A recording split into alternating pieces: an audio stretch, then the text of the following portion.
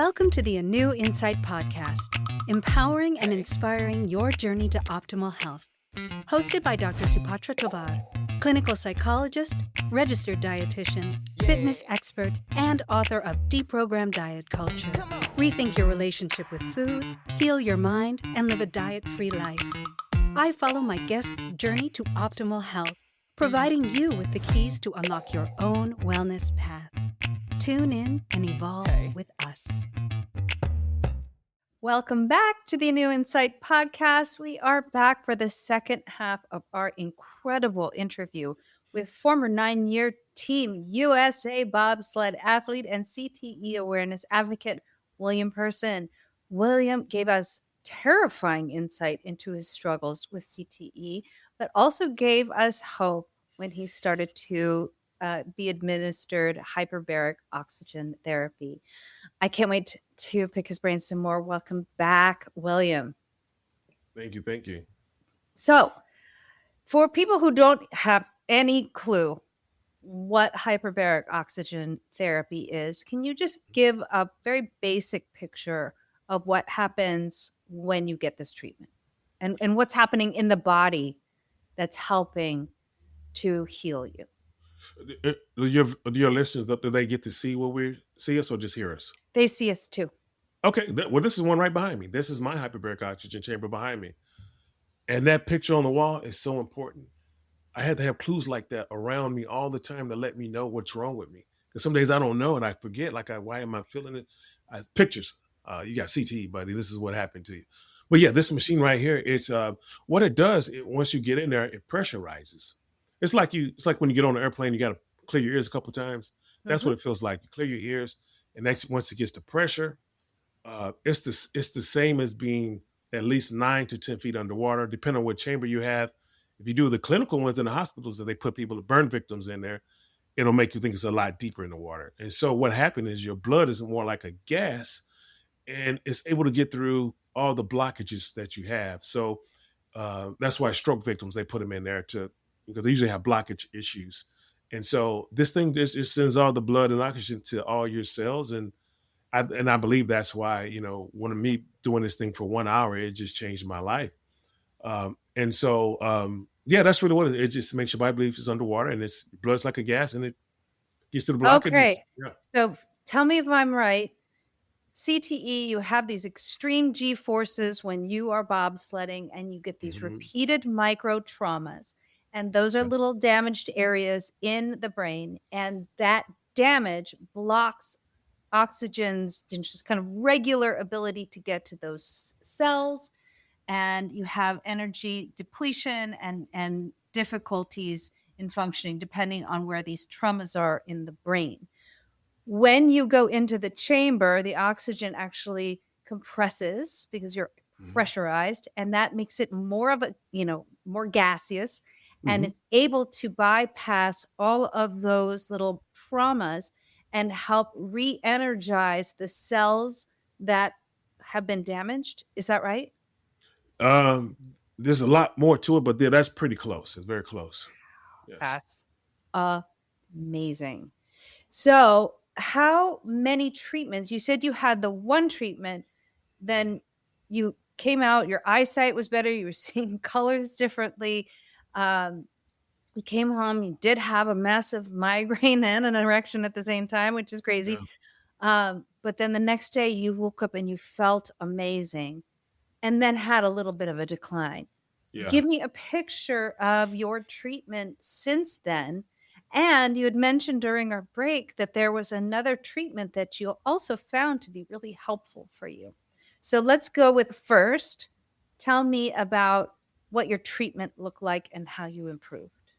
Okay. Once I knew I needed this machine after the second treatment, I knew it was real. I had just bought the lake house to go. It was my death house. That's the truth of it. I can't paint that picture any different. It's what it is.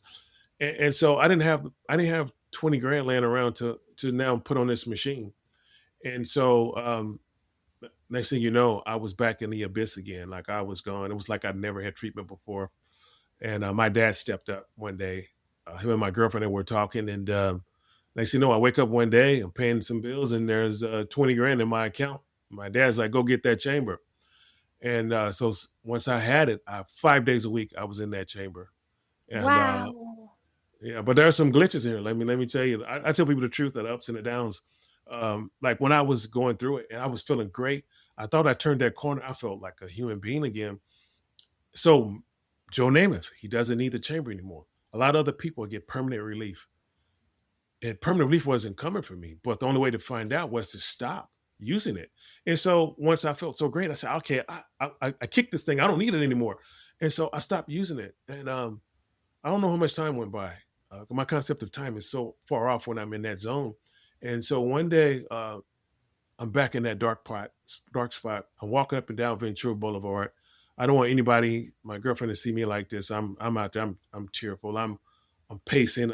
I'm sure I look really neurotic out there. I'm just, and I'm asking God, like, why is this happening again? And I literally come in the house, and like I had just purchased a chamber, and so I didn't have an extra bedroom for it at that time. And so I literally kicked it and tripped over it. And I went, oh yeah, I'm doing an experiment to see if I still need this thing.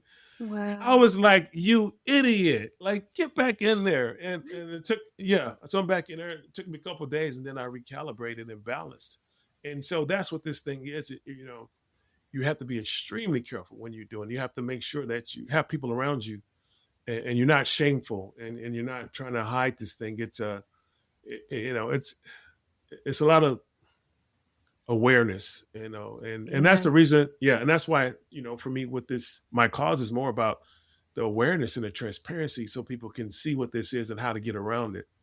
Yeah. It is the reason why yours is more difficult than say Joe Namath's is because you've had so many more micro traumas from the G forces of bobsledding compared to, you get hit a few, a lot during a game, but it's probably not nearly as many micro traumas as what you would experience with bobsledding. Is that correct? Yeah, I took up to 6 bobsled rides a day. And so what I know now, every time I went down that track, we would get micro concussions or major concussions. That's the two options. There's no in between. Micro concussions allow you, it's doing the same damage, but you don't feel you're doing the damage. So you can keep doing what you're doing. So I'm putting damage on top of damage on top of damage. Compared to my first World Cup race in St. Marie, Switzerland, it was about a month or 2 weeks before the 2002 Winter Olympics in Salt Lake City. So we're over in Switzerland. We crashed. I had vertigo so bad, like I just didn't. I could sit up in the bed for a week without the room spinning. And one of my guys in the sled was knocked unconscious, and like at no point had I ever seen the doctor. They didn't take us to doctors or clinics and so think about that. I did up to 6 rides a day, 3 to 5 days a week, 4 to 5 months of the year, depending on the year, and for 9 years. So my concussion Uh, count is way higher than probably any person on this planet. And so that's why I'm sure I'm in the situation that I'm in. And I don't even understand how I came back from that now that I'm seeing what other people are dealing with. It's, well, you're a miracle, I would say, because that's a lot of trauma to the brain. So yeah. you've had to use this daily, would you say? No, Every no, no. single day? How No, often do no. you have to use it? Well, the one thing about my condition is my concept of time is skewed. It's so far. So sometimes, like I'll think I've been in there a couple times that week, but a whole week can go by and I not get in there, and it's okay. But usually, I can feel when I'm start to when one of my red flags is before I got the chamber. Like I'll ask myself, I'll give myself a simple math problem to do in my head. If I can't come up with that solution, I know not to sign any contracts that day, not to buy no major purchases, and don't spend money. Like Mm. I would. I mean, those days I would literally walk to a car that looked like mine. It was black, and I would just open the door and get in. I'd be like, "Hey, wait, why are these seats in here all ripped up? My seats aren't ripped up." And I realized I'm in somebody else's car. Wow. That's what I was dealing with. It's Scary. yeah. Yeah, so I put little checkpoints in place. And one of my new checkpoints now is I'll get either a math problem or if I start asking myself, like if I start losing days again, if I ask me, okay, what is today? Or if I start asking other people, red flag. Okay, chamber. Get back in that chamber. Yeah. And so like, Very, yeah, very interesting. yeah. So you had mentioned on the break that there was another therapy that you also found to be helpful for you. What was that?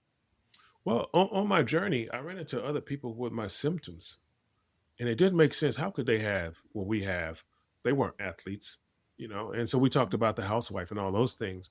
But what I found were the veterans. And I guess they, when they come back from war, they're given this blanket PTSD uh, diagnosis. But Mhm. some studies have been testing their brains because you can only test them once under autopsy when they die. And so now that they're checking their brains, they're finding CTE. And it comes from the compression waves. It's hitting them in the face from the cannons, those big giant guns. And that's why they are suffering the way they are suffering. So I start finding these people like that. But one more category that made me go to the military is when I was racing, we found these fighter pilots. They came out to do a bobsled ride. Like if anybody asked me what a G-force felt like, if I explained it to you, you wouldn't comprehend it. Yeah, you have to feel it. And only people that feel it are the F-15 and F-16 fighter pilots. When they do those, you know, those inverted bank turns, it sends all the blood out of your head, goes to other parts of your body, and it's causing trauma. And so we took these fighter pilots on the bobsled ride one day, and I did 7 rides that day. That's the only time I've ever did 7 rides, and they did 1 ride, and it was a smooth ride. And when they got out of the bobsled, they were rattled, and I didn't understand that. And so Mm. what we know now, so this article came out, written by the New York Times, and it was talking about this. I took that article, I shared it with our judge. 'Cause I filed a class action to get everybody medical and help and transparency to warn a new generation before they get in that sled, which they're still fighting me on all of that stuff. But I took this to the courts to share it with the judge, and I shared it with the lawyers. And if you go right now to the New York Times website and try to find that article, it was scrubbed from the article. However, Wow. they sent me a live link, so I can always send it to you. But so I do have it. And also, HBO Real Sports did a Winter Olympic CTE suicide episode on this. HBO Real Sports, a TV show, and you can go to their website. You can see every episode they've ever done. You'll see the time slot where ours was at. It's listed there, but you can never play it again. So people are scrubbing these things from public view, and like I can't make this stuff up. Like it's been happening. Yeah, Yeah, that is really awful. You were going to tell me though about the different therapy that you found. yeah, Tell me and about I that, and then I want to get really run it like go into depth yeah. about the legal battle because that I think we need to have a lot of daylight on. So give me the just a little 411 on the other therapy. Yeah. By the way, you just found my glitch. I knew you asked me something. I was about to ask you, what did you ask me again? That's It's okay. part of my, yeah, it's one of my things. Yeah. So some of the military guys in the UK were talking to me. They were interviewing me a few weeks ago and find out they have the same symptoms as our veterans here, the veterans in Canada. And they told me what they do for their people. They didn't know anything about hyperbaric oxygen. He said they take their veterans. They can't legally deep sea dive in the UK too far. They can only go a certain distance. So they take their people to the Bahamas. There's an island over there that they got a little section they go down in, and they take their people down there and they stay down there for they said a long time. And when they come back up, he said they're healed. Their PTSD is gone. And I'm thinking, and like when they told me, I was getting goosebumps because what he didn't know is every time I get in my machine here, it's called a dive. If you're in a hospital and they put you in it, they call it a dive. Here at home, it's a dive. And so this is simulating going down in the ocean, and they're just doing it naturally. And it's the same thing. And I've been trying to spread the word to everybody I talk to. I'm just like I'm blown away. Like we're Okay, connected. so I'm connecting maybe these I dots. yeah, Yeah. maybe I don't have CTE because I'm also a diver. But how far down do you go?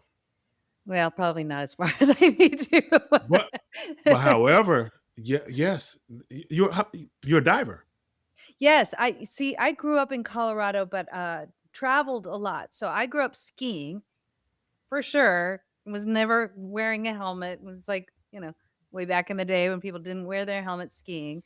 But I'm also, a scuba diver, and so I wonder Wow. if that's helped me considering all the little head traumas I've had from skiing. I would guarantee it did. Because Wow. there's only one bobsled athlete who told me he never had any problems. Um, And and I had never met this guy before. We heard stories about each other, so we connected. And we're talking. We were on the phone for like 2 hours. So we've never spoke before. We just connected story. We both used to hang out with Prince Albert from Monaco. So we're talking about our Prince Albert stories and all that kind of stuff. And then right before we hung up the phone, he told me when he left the sport, he was working, I think, as a firefighter or something, or some company where they had to put people in a hyperbaric chamber. So he had to sit in there with the clients. And I was like, buddy, you should have started with that conversation. Oh That my is, gosh. yeah. And so, yeah, it's a trifecta. It's like, now we understand what this thing is. I know what it is that'll bring you out of it. And man, I just won't stop talking about it now. Like Oh, and yeah, and they use those hyperbaric chambers for diving. If you Mhm. come up too quickly, you don't allow the nitrogen to come out of your system, and you get what's called the bends, which The is just bends. gross. It's like, nitrogen coming out of your skin and just horrible stuff happening. And they put you in a hyperbaric oxygen chamber. So it's really interesting that the compression, the pressure is what is helping along with the delivery of oxygen that you're getting when you're diving or when you're in one of those chambers that Yeah. helps to heal damage in your body, you guys. This is You so are so lucky. You're blessed. You're like, yeah. yeah, yeah, yeah. It's a great thing. I love skiing and I love scuba diving. So And by, awesome. and by the way, just for your own brain, since you didn't wear your helmet all those years, I think for the next 3 weeks you should put a helmet on and walk around through the community and just, thank your brain for that. Yes, Yeah. exactly. Well, I wear a helmet now for sure because I was like, what was I wasn't thinking. Nobody was Well, thinking back then. We were like, it was the 80s. No one was thinking. well, actually, the other part about this, I don't think the helmet. I think it really only helps with splitting. Like if you're going to crash, you don't want to open the skull up, open the flesh up. It helps with that, but I don't think it really helps at all with the because there were people who raced with me when I started. Like I owned a treatment facility, a very successful one, and most people had like $100 helmets, $200 helmets. I had a $1,200 helmet, and I have the same symptoms as the people with the $100 helmet. Yes. And so that Yes. helmet it helps with certain things, but it doesn't help with this thing. Yes, I actually know somebody who was a football player from the early 70s, and I think he retired in the 80s or something like that. I saw all the progressions of his helmets. And I was like, well, that's great. It keeps you Mm-mm. from getting your head split open, yes, Yes, but it doesn't keep your head perfectly aligned so that you're not going to get those micro traumas. absolutely. So I really want to pivot into the legal efforts that you mentioned this before, Mhm. but give me a picture of how you have gone on a mission to try to raise awareness and also change some policies. Okay, well, when I was with the sport, like I didn't even remember how they mistreated me. I didn't really remember because my memory was wiped. It took for a white athlete who saw the racism that was done to me to call me, and he told me, "Hey, Will, have you seen the email floating around?" And I was like, "No." He said the bobsled team was audited, and all those things that they did to you is being addressed in this audit. It's from an external company. And so I read it. And so my first day at Lake Placid at the Olympic Training Center, this gentleman came up to me. He said, "Hey, Will, it's the good old boy system here, but it's getting better." And I didn't believe him because at that time, my ex girlfriend was on the German Olympic track team. And I traveled with the Germans and I traveled with them, showered with them. I ate with them, broke bread. It's just, I couldn't believe racism would still be here, but he was right.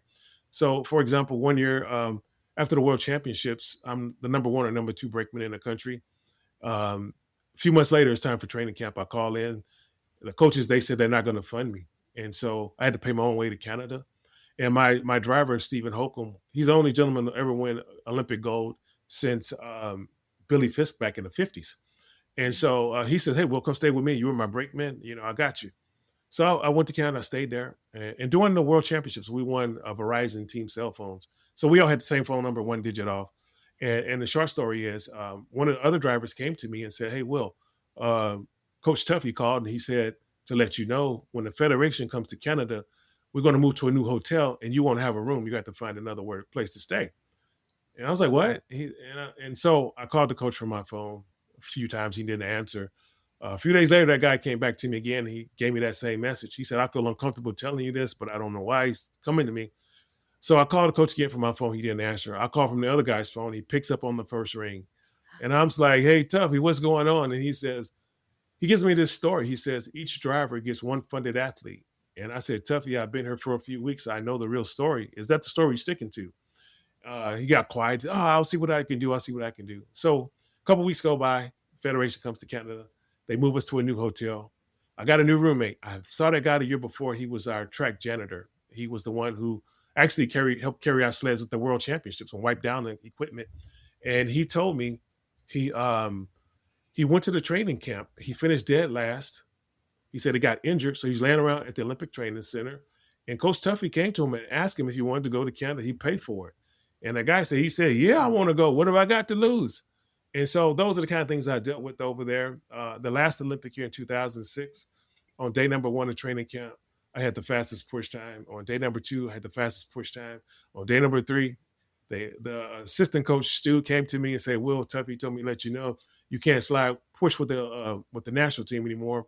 And I said, why? He said, because you had that car accident last year and you didn't have any international races. And I said, are you sure? He's like, yeah. I said, well, go back and check the record. I came back at least 10, but they still kicked me out and they made me only practice with the women so they couldn't compare my times. But he told me, don't worry, the coaches know how well you're pushing. I said, I know they do. That's why you're kicking me out. And I checked the books and where they were putting the times down. My numbers were erased from that book. And so those are the things I dealt with up there. But I forgot about it. When I left the sport, I never talked about bobsledding. I left with my tail between my legs because I was on the national team. I'm the number 1 brakeman, world championships. But I don't have, if you look on my record, you won't see Olympic racing on the Olympic day. That's on the days when the good old boy system kicks in and they take over. And so actually 6 months ago, that audit from 2022 was looked at. It was updated. And I can send it to you. It still mentions the good old boy system in that thing. And this was 6 months ago. And so those are the things I dealt with. So what I did, I saw everybody sick. I knew they wouldn't listen to me. So I hired lawyers to talk for me because I couldn't talk. I couldn't form sentences very well. I couldn't pronounce many words. And I was dying. And I asked for, the class action I asked for was get everybody some help, take care of my guys, and warn a new generation. That's all I asked for. I didn't ask for anything for myself, not a cent. And they refused. To this day, the last 4 court hearings, the lawyers that I hired are now standing with the defense. They're together working against me. No. Yeah, there's an offer on the table, right? Guys, public record, you can find it. Anything I say, there's receipts for. The offer is for $2.1 million. I represent over 700 athletes. So it's $2.1 million for them to only, going to the lawyers only, and then for the doctors to evaluate us only, like 0 treatment. And so I asked the judge, why would you send your child to a doctor who's not going to treat them? What will be the point? We're not lab rats. And so that's where I'm sitting at now. And so, and the crazy part is, like, I can't make this up. Like, receipts, guys, I have receipts. I'm not making this up. I spoke with Johnny Cochran's, not Johnny Cochran's, his partner was Robert Shapiro. Yes. And he did an investigation. We had a few phone calls. He sends me an email. He said, Will, I fired your lead attorney. I kept your co-counsel because I know we're going to get you the results you need. And I'm like, yeah. 40 hours later, he sends me an email. I quit. What? Yes. So somebody's getting to these lawyers. I don't know who. I think I know who it is. This didn't happen until the insurance company showed up. Once the insurance company showed up, this is what happened. And so now my lawyers are going from fighting for us to now they're standing together. So the last 4 court hearings, here I am. When we started this, I couldn't talk. I couldn't form sentences. Now I'm representing my class. In the last 4 court hearings, I'm kicking their ass in court right now. Excuse my language. Okay. But eventually they're going to win because I don't know the law. Once the law kicks in and I can't talk about feelings and what's the facts, they're going to go low on me and I'm going to lose this case. But yeah. But let's not go there yet. Oh, it's in writing. It's going to happen. I already know. You will. You pretty sure you will lose this case? Yeah, because what they did is, first of all, they tried to bribe me. I didn't accept the bribe. Then they told me they're going to kick me out as the lead plaintiff. The judge said he would not allow that. So they've done a lot of things. These are my lawyers doing that, not the defense. These are my lawyers. And so, yeah, this is what it is. And but somebody's got to these lawyers, and they went from fighting for us and tell us what they were going to do for me, and in the class, and to nothing. And I don't understand it. And yeah, and it is what it is. It is so unfair. Well, hopefully, if you're getting the word out to people and we're going to be pushing this out, maybe there is someone who can come in and help you fight the good fight because no one should be suffering. No one should be experiencing that kind of racism and, classism and the whole But thing. And yeah. go ahead. Well, I have some good news though. I have some good news. Okay. I got a lot of good. I got a lot of good news. Just so it's not all doom and gloom, guys. Last week, if you guys Google it, one of our Olympic bobsledders from the USA, he retired because of concussion issues. When I was racing, that would never. If you had a concussion issue, they would bully you to get back in that sled. Like so now, the world is listening, and it's a global issue. It's not just in America. So the athletes around the world are talking about this case now. And just last week as well, the Swiss team, which is one of the best teams in the world, they boycotted one of the tracks because of unsafe conditions. All these things that I've been talking about, and so yeah, and so it's getting out there, and it's really to the people like you, because the mass media have actually. Yeah, I just want to say they've been bought off. That's all I can really say, Mm. because they're not talking about this anymore. And Gosh, and anything that people was should be talking about this. This is a shame. You've represented our country. You've won medals, you've done amazing things. And just like people who serve in the military, you deserve a voice, you deserve to be heard, and you deserve access to care and treatment should you be hurt. Well, I tell you what, William, you're I such got an one more. I got inspiration. one more. One more. Oh, One more. oh, do Okay. tell me. Tell me. The state of Missouri. I had told people I'm opening up my facility. I'm opening it in St. Louis. The state of Missouri, as of this year, they are now accepting HBOT for veterans. So they will reimburse for treatment, which will make it easier for us to open quicker. They have acknowledged they signed the paperwork. It's a done deal. So now I can officially open and treat veterans for free, 100% free. Guys, there's no money coming out of anybody's pocket. I'm officially 501c3. We are here. We do have a crowdfunding out there, so you find it, please donate to it. We need money to get the equipment. This machine behind me cost me 20 grand, which we need the commercial grade, which is going to cost me close to 100 grand. But the good thing about that is, I hate to put this other part out there. If you saw the movie Concussions, the whistleblower had a lot of, I don't want to say threats, and like I've been warned. I've been threatened. I've been warned by some really big people that some other big people don't want this coming out, and to be very careful. They said it's not safe material. So what I did, I created a foundation, and the building that I'm purchasing is going to be in that foundation. And the equipment, once we buy it, will be in that foundation. Now this thing will be up and running for eternity is what the goal is. And so if I'm gone for some reason, whatever it may be, this thing will still be here treating our veterans, and it is open to the public as well. We're going to be open to the public, people with these issues. We're not going to be turning people away because they can't afford it. It's very expensive. It's like if you just did the low grade oxygen, it's 12,000 a month for the first month. But if you go to the hospital, it'll be like 150,000 for the first month. And so Wow. no one's going to be able to afford that. And if it wasn't for my dad, I wouldn't have been able to afford it either. So Wow. Oh my gosh. William, you're such an inspiration. We are going to put all of your links and how to donate, how to find out more in our show notes. But is there a quick way that you can tell people if they want to get a hold of you, if they want to work with yes, you somehow? yeah. The best way to find me is through my social media. I have a TikTok channel called One Man with a Chamber. One Man with a Chamber. And I say that because Joe Namath had a team of doctors. I'm one guy with a chamber sharing my experience trying to save lives. And so if you come there out, if your loved ones are struggling, I'll show you how to CTE proof their life. I don't charge you. Everything's for free. I don't none of that funny Oh, business. wow. Is everything free? Yeah, and so I'll help you. Trust me, during COVID, guys, I bought 4 cars. Ask me why. I don't know. It was just your brain's not working right, and you make bad decisions Oh, constantly. And so I stepped in all the potholes, and I keep people from trying to step in the same ones. But find me on my yeah. TikTok. Google my name. I'm William Person. I'm all over the place. You can find me easy, and I work with everybody. Yeah. William, you're amazing. You're inspirational. You're also just giving and you care deeply about this cause, and it shines through in this podcast.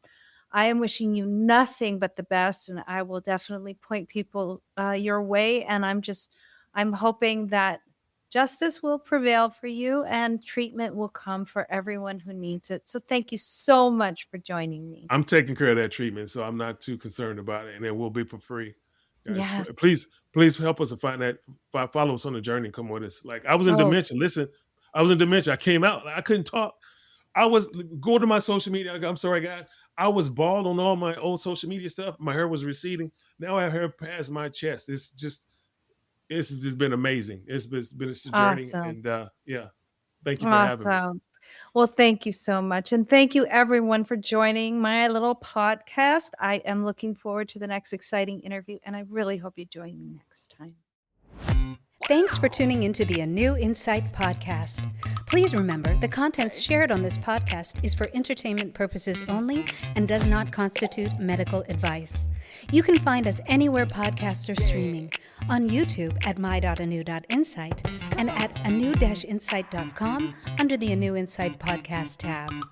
And follow us on our socials at my.anu.insight on Facebook, Instagram, TikTok, and Threads for more updates.